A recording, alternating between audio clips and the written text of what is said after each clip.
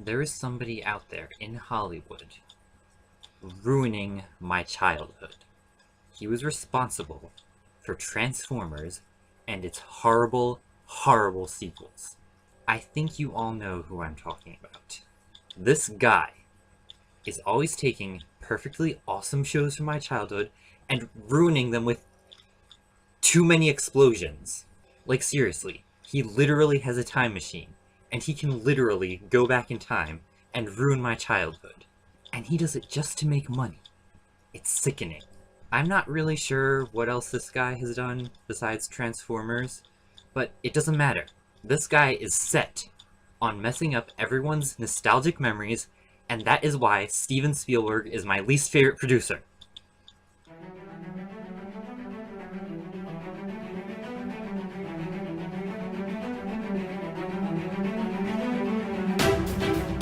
Michael Bay's Teenage Mutant Ninja Turtles was directed by Jonathan Liebesman and produced by Nickelodeon and Platinum Dunes, Michael Bay's production company.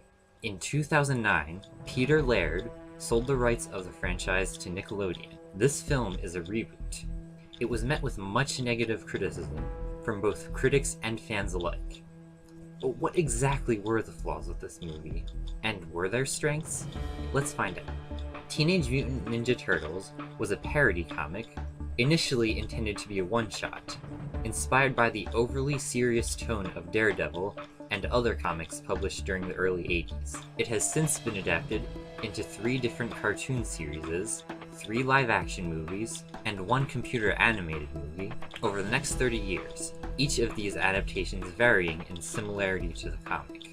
With the rise of the Nickelodeon cartoon, the live-action 2014 film was made.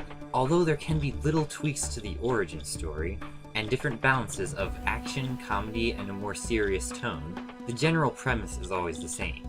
4 ordinary turtles are covered in a mysterious mutagen, or ooze as it's often called, turning them into sentient, humanoid mutant turtles. Their master, a talking rat, names the turtles after Italian Renaissance artists, and teaches them ninjutsu as they live in the sewers. They go on to fight a clan of ninjas known as the Foot Clan, led by Shredder, and other, often stranger enemies as well. They also befriend a young woman named April O'Neil. This is where the movie's liberties begin. In this film, April O'Neil, played by Megan Fox, not only acts as a point-of-view character, but actually pushes the plot forward. She is even interwoven into the origin story. A news reporter whose career is failing, April investigates a mysterious vigilante who has been intercepting the mysterious plans of the Foot Clan. In spite of skepticism from her boss, her co-workers, her cameraman, Vern Fenwick, played by Will Arnett, she pursues this story to find that first, there are actually 4 vigilantes, and that these vigilantes are actually her father's experimental mutant turtles who she used to keep as pets. Whoa there! Now that's a pretty drastic change to the origin story. How could they do that? That would be like combining Hamato Yoshi and Master Splinter into the same character. Oh wait. As April continues to encounter these turtles, she finds out more about their origins, the Foot Clan and their leader, the Shredder, and she finds out more about her father and his partner, Eric Sachs. I won't say more to avoid spoilers. It's a plot that's rather specific to this movie, but the overall result is the same. The turtles fight the Foot Clan, fight Shredder, and learn something about family in the process. I had mixed feelings about this plot. As a standalone movie, there were some strengths, but at the same time, while most of it worked, I feel that in some cases, sticking to the source material would have worked better. Understand, I'm not saying that anything that doesn't stick to the source material is 100% worthless. If that's your philosophy, you should give up on this movie right now. And frankly, you shouldn't have been watching the 80s cartoon either. What I'm trying to say is that some liberties actually strengthen the plot, but in other ways it would have helped to make this a good movie in its own right if it had taken from the source material. Watching April O'Neil trying to save her career wasn't fun, but by the time the turtles finally showed up, I was pretty glad to see them. Not literally though, we'll talk about that later. And even though April did continue to be the point-of-view character, the plot became centered around the turtles to an appropriate degree. The pacing was a little uneven, moving slowly towards the beginning, but moving faster as it went along. but so did the action, and in a way, it all worked out in the end. We got plenty of surprisingly heartwarming origin stories, lots of laughs, and plenty of action. Maybe heartwarming is a strong word. Then again, maybe it isn't. I'm not sure. This film was written in such a way as to follow modern movie conventions and cause feels. The writing was comical when appropriate, and serious when appropriate. There have always been adaptations of TMNT that tried to be more serious. This movie is just what that looks like as a modern live-action film. And in all cases, there's still plenty of comic relief to keep the more serious elements from seeming too ridiculous. Was the acting good? Were the characters good? Respectively, I would answer no and yes. Let's start with Megan Fox. The April O'Neil she played was very much her own character, as is any other April O'Neil. Sometimes she's a news reporter, sometimes she owns an antique store, sometimes she's 30, sometimes she's 16. Overall, I don't mind that they took liberties with her. Did they give her more attention than she needed? A little. But I think as far as the plot went, it worked effectively for the first act. I'm not ready to call Megan Fox a good actress, but if I'm being completely honest, she has improved since Transformers. Unlike her role in Transformers, she actually puts some effort into this role, and that's all saying nothing of the fact that she wore clothes the whole time. But the voice acting of the Turtles and their rat sensei was a strong point. The voices all captured the personality of the Turtles without being too cartoonish for something live action. And that's where I have to mention the strong point of this movie. The Turtles. The Turtles were exactly right. They had a great deal of personality, and the right personalities. Leonardo was the serious leader. Michelangelo was the culturally aware Joker. Donatello was the tech wizard.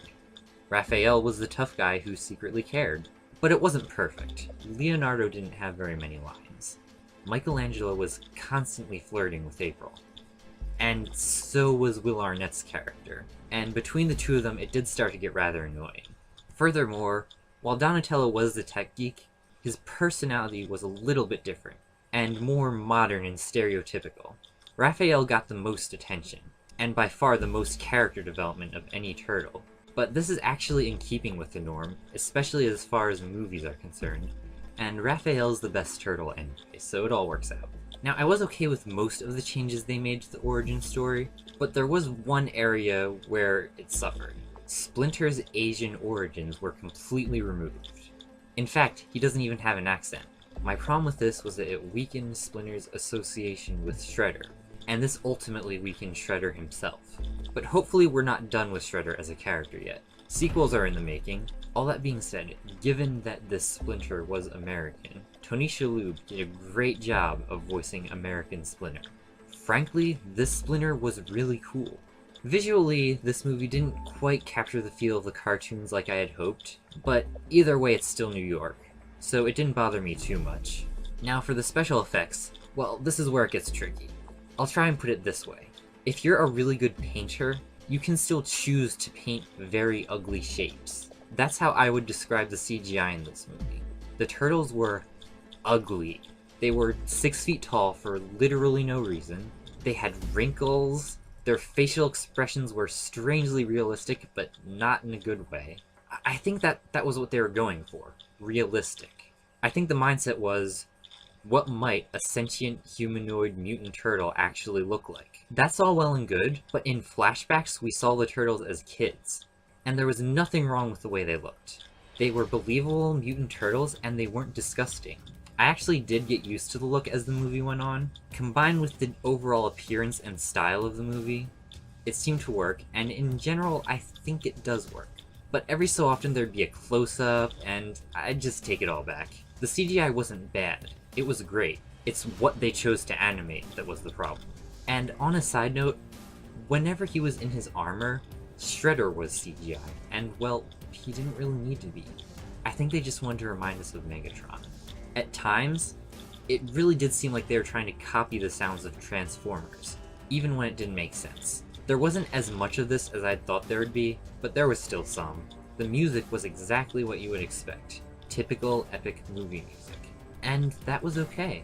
Brian Tyler did a good job giving this movie a moderately serious tone without being overbearing. And as I've said before, This was just TMNT's debut into the modern, comic-based action movie market. While I expected this movie's attempt to be an epic action movie to be tiring, it was actually kind of fun. You can call this movie a sellout if you want, but it's no more of a sellout than any other adaptation. The 80s cartoon was ridiculous and hyper-censored because that's what people wanted in the 80s. The 2003 cartoon was more serious, more action-packed, and more like a modern-day superhero action cartoon because that's what people wanted during 2003. Did Michael Bay ruin this movie? Traces of his filmmaking style were certainly present, but the core elements of a bad Michael Bay film didn't make it in. It's almost as if directors and producers have different jobs. No, it's as if movies are a collaborative art form, and not just a window into one person's mind. I don't know, it's just a theory. But yes, I don't think Michael Bay ruined the experience. I'd be lying if I called it spotless, but it wasn't nearly as raunchy as Transformers. The characters developed. There weren't any more explosions than there needed to be. And frankly, I don't really see what the big problem is with explosions, especially since we're talking about movies based on sci-fi action cartoons for kids. But there is one thing Michael Bay is actually good at: build-up. That was one of the good qualities of the first Transformers, and it was one of the good qualities of TMNT as well. Only unlike Transformers, we got to see the characters develop after they started speaking English. If you had it in your mind to judge this movie on its own merit, wanted to like it, tried to like it, but still didn't end up liking it, that's perfectly fine. It's even understandable. But I've seen a lot of comment wars about this movie, and I don't want to spend my videos reacting to other people's reactions, but haters, seriously, you've got to calm down. It's just a movie. There are much more important things you could worry about. Don't hate this movie just because it's cool to hate on Michael Bay. Think for yourself. Let movies stand on their own merit. Come to your own conclusions. And just remember, they could have been aliens. I enjoyed this movie a great deal, and I've decided to give it an 8 out of 10. I don't know if it deserves it, but that's how much I liked it. If you agree or disagree, please leave a civil and polite comment. Sorry I haven't been updating as much as Josh or Mady. But speaking of Josh or Mady, if you want to watch some game reviews or cartoon reviews, visit the Sentient Sock Puppets channel to watch Josh or Mady's game or cartoon reviews. Did that make sense? See you later!